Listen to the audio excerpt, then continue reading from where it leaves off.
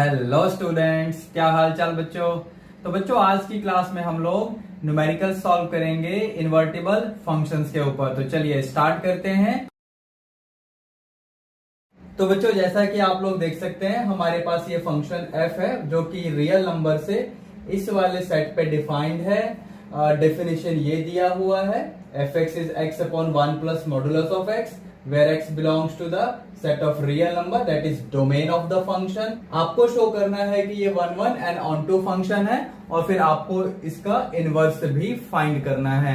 तो बच्चों सबसे पहले मैं एक काम यहाँ पर क्या करूंगा, ये जो इंटरवल आपको गिवन है कोडोमेन के लिए इसे मैं सेट ए एज्यूम कर लेता हूं।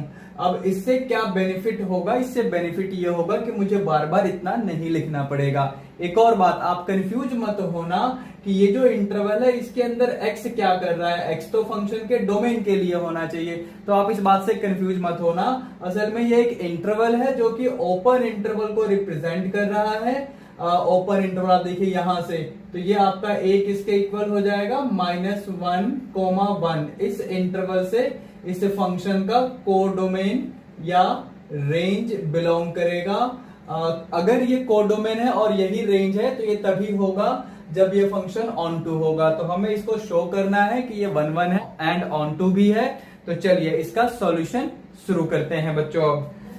अब फंक्शन का जो डेफिनेशन है वो ऐसे हो जाएगा R2A, क्योंकि मैंने इस फंक्शन के कोडोमेन को सेट A मान लिया है, where f(x) is given by x over 1 plus modulus of x। अब देखिए यहां पर ये मॉडुलस ऑफ x फंक्शन आ गया। मैं आपको एक बार ब्रीफ कर देता हूं इसके बारे में। तो बच्चों मॉडुलस फंक्शन जो होता है वो इस तरीके से डिफाइंड होता है कि मॉडुलस ऑफ x आएगा अगर x ग्रेटर देन या इक्वल टू 0 है, modulus of x minus x आएगा अगर x लेस देन 0 है। अब इसकी हमें यहां जरूरत पड़ेगी क्योंकि आपके फंक्शन में डिनोमिनेटर में आप देख रहे हैं कि मॉडुलस ऑफ x है। तो बच्चों अब हम इस फंक्शन को 1 1 कैसे प्रूव करेंगे, चलो देख लेते हैं। तो सबसे पहले मैं ये एज्यूम कर लेता हूं कि अगर फंक्शन के डोमेन में से दो डिफरेंट वैल्यूज मैंने अल्फा और बीटा ले ली हैं, ताकि f of alpha is equal to f of beta हो जाए। तो आपको पता है इसका मतलब ये हुआ कि alpha upon 1 plus modulus of alpha then it is equal to f of beta, means beta upon 1 plus modulus of beta. अब ये जो मॉडुलस फंक्शन है इसके कारण देखो मॉड अल्फा और ये मॉड बीटा, तो इनको हम सिंप्लीफाई जब करने के लिए आगे प्रोसीड करेंगे तो हमारे पास क्या क्या केस बनेंगे आप देखिए। तो सबसे पहले मैं केस 1 ले लेता हूं। यहां पर ये एज्यूम कर लेता हूं कि अल्फा एंड बीटा दोनों ही ग्रेटर देन 0 यानी पॉजिटिव हैं। तो अगर ये दोनों ही पॉजिटिव होंगे बच्चों तो मॉड अल्फा, क्योंकि मॉड के अंदर अल्फा जा रहा है जो कि पॉजिटिव है, तो इस डेफिनेशन के अकॉर्डिंग आपको मिल जाएगा mod alpha is equal to alpha. Similarly mod के अंदर बीटा है और अगर वो भी पॉजिटिव है तो इसी डेफिनेशन के अकॉर्डिंग हम मॉड बीटा को डायरेक्टली बीटा रख देंगे। तो यहां से क्या बनेगा बच्चों, तो यहां से बन जाएगा ये alpha upon 1 plus alpha, now that is equal to beta upon 1 plus beta. आप यहां से क्रॉस मल्टीप्लाई करके सिंप्लीफाई करिए, alpha into 1 plus alpha beta is equal to beta into 1 plus alpha beta. आप दोनों तरफ देखिए alpha beta alpha into beta cancel हो रहा है, तो अल्फा इक्वल्स बीटा आ रहा है। अब देखिए क्या हुआ कि हमने फंक्शन के आउटपुट्स को सेम माना, तो केस 1 में फंक्शन का इनपुट भी सेम हो गया। लेकिन अभी हमें और भी केसेस डिस्कस करने पड़ेंगे। यहां पर मैं केस 2 बना देता हूं। देखिए केस 2 में हम लोग ये एज्यूम कर लेते हैं कि अल्फा और बीटा दोनों ही लेस देन 0 हैं।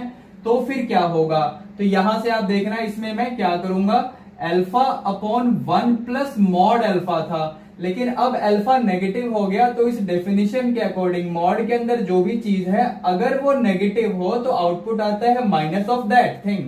तो यहां पर अल्फा नेगेटिव हो गया तो मॉड अल्फा की जगह क्या मिलेगा आपको मिलेगा माइनस अल्फा। सिमिलरली यहां क्या मिलेगा, beta upon 1 minus beta. Again यहां पर हम क्रॉस मल्टीप्लाई करके इसको सिंप्लीफाई करेंगे, it will be alpha into 1 minus alpha beta is equal to beta into 1 that is beta minus alpha beta। Again on simplification आप देखिए ये टर्म्स कैंसिल हो जाएंगे तो अल्फा इक्वल्स बीटा आया। Let me call it equation first, let me call it equation second. अब मैं case 3 की तरफ जा रहा हूं। केस 3 देखते हैं ये क्या होगा बच्चों।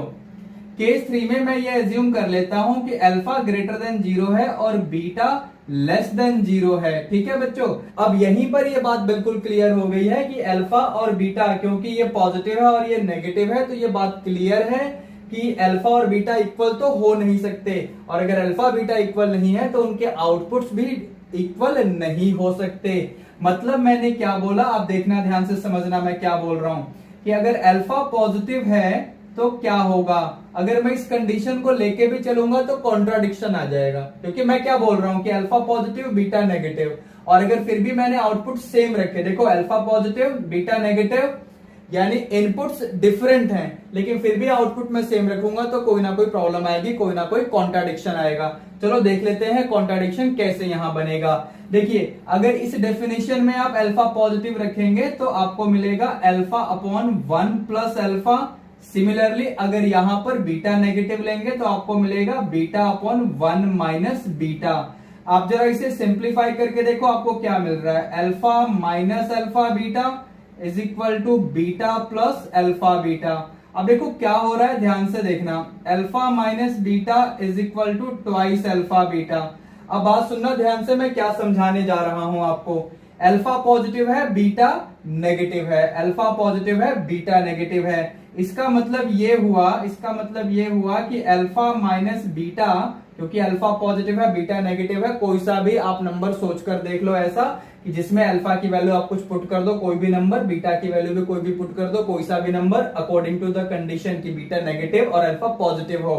फिर अल्फा माइनस बीटा आप निकाल के देखो आपको क्या मिलेगा, ये तो आपको ये पॉजिटिव नंबर मिलेगा। लेकिन ट्वाइस अल्फा बीटा के लिए जरा आप चेक करके देखो तो ये नेगेटिव नंबर मिलेगा। अब देखो यहां क्या हुआ, यहां ये हुआ कि एलएचएस में पॉजिटिव नंबर और आरएचएस में नेगेटिव नंबर, तो ये क्या हुआ, तो ये क्या हो गया बच्चों, तो ये कॉन्ट्राडिक्शन का केस हो गया। It is case of contradiction has arisen. तो ये कॉन्ट्राडिक्शन आपका आ गया, मतलब ये हुआ कि अगर इनपुट्स डिफरेंट हैं देयरफॉर आपके आउटपुट्स भी डिफरेंट ही होंगे। ठीक है, इनपुट्स डिफरेंट हैं तो आउटपुट भी डिफरेंट ही होंगे। ऐसे ही केस 4 बनाया जा सकता है, आप सोच के देखना, सेम टाइप का कॉन्ट्राडिक्शन आ जाएगा, वो मैं छोड़ दे रहा हूं आपके लिए। एक्चुअली ये इनफ है, मतलब इससे ज्यादा हमें करने की यहां जरूरत नहीं है। ठीक है बच्चों, अब इसकी अकॉर्डिंग्स में यहां पर अगर मैं इसे इक्वेशन 3 बोल दूं तो आप इन सभी को अगर कंबाइन कर लें बच्चों, मतलब मैं क्या बोल रहा हूं, आप यहां पर लिख दें कि by equation first, by equation second and by equation third we can conclude that fx is a 1-1 function. बात समझ आई आप लोगों को। अब चलते हैं बच्चों ऑन टू प्रूव करने। तो ऑन टू के लिए हम क्या करेंगे देखना, मैं सबसे पहले ये एज्यूम करूंगा कि let y is equal to fx where y belongs to the codomain of the function. Function का कोडोमेन क्या है, फंक्शन का कोडोमेन ये वाला इंटरवल है। अब यहां से क्या होगा देखिए बच्चों, आपको याद है कि fx की वैल्यू ये रही, ठीक है, that is x upon 1 plus mod x। Now again mod x का मतलब क्या है, तो आप देखिए यहां पर डेफिनेशन लिखी हुई है, तो हम इसे फर्दर क्या लिख सकते हैं, तो हम इसे लिख सकते हैं x upon 1 plus minus x। ठीक है, क्रॉस मल्टीप्लाई करके x की value in terms of y निकालेंगे। तो देखो क्या हो जाएगा, y into 1 plus minus y into x equal to x। आप साइड चेंज कर दो बच्चों, तो साइड चेंज करेंगे तो ये आएगा y is equal to x minus plus y x. ठीक है, यहां से x कॉमन ले लो और x कॉमन लेने के बाद आप इसे लिख सकते हैं y upon 1 minus plus y. ठीक है, x कॉमन ले लो यहां से x कॉमन आ जाएगा, कैसे, तो ये ऐसे हो जाएगा। ठीक है, और फिर ये डिवीजन में चला गया, आप देख सकते हैं मैंने क्या किया है। तो बच्चों अब ये जो वैल्यू आपको मिली है x की, ये जो वैल्यू मिली है x की, यहां पर आपको पता है कि x must belong to the set of real number for all y belonging to the codomain of the function. अब फंक्शन का कोडोमेन क्या था? तो फंक्शन का कोडोमेन था ये वाला इंटरवल जिसमें -1 या 1 इंक्लूड नहीं होंगे, इनके बीच के नंबर इंक्लूड होंगे। तो बच्चों यहां पर बाई चांस अगर आप -1 या 1 डाल भी देंगे y की जगह, तो आपको पता है x डिफाइंड नहीं हो पाएगा, इसलिए पहले ही एक्सक्लूड किया हुआ है। दूसरी बात, अगर आप इन दोनों वैल्यूज यानी -1 और 1 के बीच के नंबर, क्योंकि ओपन इंटरवल है तो इनके बीच के ही नंबर आएंगे, तो इनके बीच के नंबर को आप यहां पर डालेंगे y की जगह, तो x की वैल्यू जो भी आएगी वो रियल नंबर्स ही आएगी। आप वेरीफाई करके देख सकते हैं। सो दैट कॉरेस्पॉन्ड्स कि इस फंक्शन का जो रेंज होगा और इसका जो कोडोमेन होगा वो सेम हो जाएगा। इसका रेंज और कोडोमेन सेम हो जाएगा तो हम कह देंगे कि फंक्शन आपका ऑन टू है। अब ये बात मैं कैसे कह सकता हूं? तो ये बात मैं ऐसे कह सकता हूं बच्चों कि जो कोडोमेन वाला सेट होगा यानी रेंज जहां से बनेगा वहां पर इमेजेस होते हैं, उन इमेजेस के प्री इमेज डोमेन में जरूर मिलेंगे। डोमेन यानी जहां पर रियल नंबर इस फंक्शन का डोमेन है। That can be verified if you want to put different values from set A in place of y, you will get different values of x from the domain that is real number of the function। तो बच्चों ये हमने prove कर दिया कि ये on to हो गया, ये हमने प्रूव कर दिया कि ये फंक्शन 1 1 है, तो ये 1 1 हो गया, ऑन टू हो गया, मतलब ये फंक्शन इन्वर्टिबल तो होगा। अब ये इन्वर्टिबल होगा तो इसका इनवर्स भी आएगा। तो आपको याद होगा कि ये जो x की वैल्यू हम फाइंड करते हैं इन टर्म्स ऑफ y, वही f इनवर्स होता है। So therefore I am going to conclude कि यहां पर f inverse of y, because variable is y here, this is y upon 1 minus plus y। in case अगर आपको ध्यान हो बच्चों, हम क्या करते हैं, अगर कोई फंक्शन a से b में डिफाइंड है तो उसका इनवर्स जो होगा वो b से a में डिफाइंड होगा, where f inverse is called a new function g in variable y। अब ये सारी बातें मैं प्रीवियस वीडियो लेक्चर में आपको बता चुका हूं, उसका लिंक मैं डिस्क्रिप्शन बॉक्स में फिर से डाल दूंगा, आप अगर उसको रिविजिट करना चाहें उस लेक्चर को। तो बच्चों इस बात के साथ मैं आगे बढ़ूंगा यहां पर, और f इनवर्स ऑफ y ये आ गया। अब यहां पर y की जगह अगर हम x रिप्लेस कर देंगे तो ये आपका बन जाएगा f inverse of x, that is x upon 1 minus plus x। लेकिन बच्चों इसके बाद क्या इसको हम ऐसे ही छोड़ देंगे? तो नहीं, हम इसे और ज्यादा सिंप्लीफाई कर सकते हैं। देखो इसकी दो डिफरेंट वैल्यूज हम यहां पर लिख सकते हैं एज पर द कंडीशन। कैसे? तो सबसे पहले मैं लिख रहा हूं x अपॉन 1 माइनस एक्स, फिर मैं लिख रहा हूं x अपॉन 1 प्लस एक्स। अब ये कब आएगा और ये कब आएगा? तो जरा आप ध्यान से यहां पर देखिए, फिर से यहां पर रिटर्न बैक करो और मैं दो डिफरेंट केसेस आपको दिखाता हूं।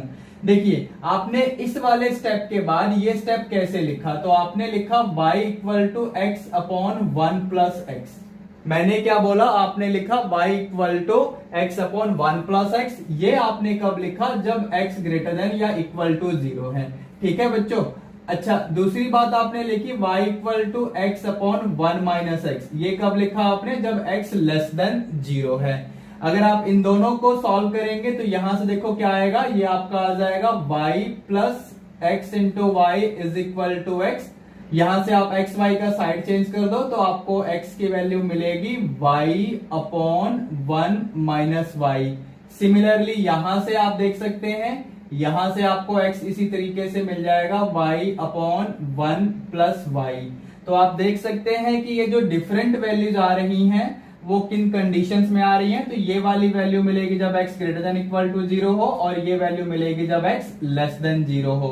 देखो इस बात से आप लोगों को कंफ्यूज नहीं होना है कि यहां पर x की टर्म में बातें हो रही हैं, x की टर्म में बातें हो रही हैं, आंसर भी x की टर्म में है, x की टर्म में बात हो रही है और x की टर्म में ही आंसर है। यहाँ x की कंडीशन पे बात हो रही है लेकिन answer in terms of y है। बच्चों आपको पता है कि जब हमने x की वैल्यू यहाँ निकाली थी तो वहां रिप्लेसमेंट किया था, हमने y की जगह पे x डाल दिया था ताकि f इनवर्स ऑफ x आए। सो डोंट बी कंफ्यूज, जो भी कंडीशन है आपके सामने एज इट इज आ गई है। तो बच्चों आप लोगों को ये प्रॉब्लम सही से समझ में आ गया है ना? ठीक है बच्चों, मुझे कमेंट करके जरूर बताना, जो भी आपका रिस्पॉन्स होगा उसके अकॉर्डिंग आने वाली वीडियोस में इम्प्रूवमेंट किया जाएगा। चलिए तब तक आप इसे लाइक एंड शेयर कर दो। ठीक है बच्चों, चैनल को भी सब्सक्राइब कर लेना अगर अभी तक नहीं किया है तो। मीनवाइल मुझे पता है आप लोगों को ये पूरा नोट करना है, तो मैं साइड हो जाता हूँ, स्क्रीन को पॉज करो और स्क्रीनशॉट ले लो और फिर अपनी नोटबुक में शेयर कर लेना। तो ठीक है बच्चों, मिलते हैं अगले वीडियो में।